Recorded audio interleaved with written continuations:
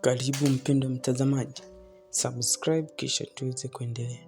Matukio katika picha kutokea Jimbo Katoliki la Mbinga, misa takatifu ya ushemasi na kufunga mwaka mtakatifu, mwaka wa jubilei kuu ya miaka 2025 ya Ukristo, ambapo na kukaribisha mwaka 2026 jimboni Jimbo Katoliki Mbinga. Waseminari 7 wa Mbinga walipewa daraja ya ushemasi na wamepewa daraja ya ushemasi na Mhashamu Askofu John Chrysostom Ndimbo, parokia ya Matola, Jimbo Katoliki Mbinga, ambapo Mhashamu wa Jimbo Katoliki la Mbinga Askofu John Ndimbo amewapatia mashemasi 7 daraja la uashemasi.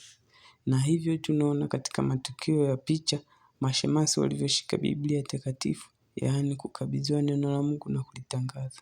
Asante na Mungu akubariki. Usisahau kusubscribe, na hii ni St. Paul Media, utume popote, na Mungu akubariki.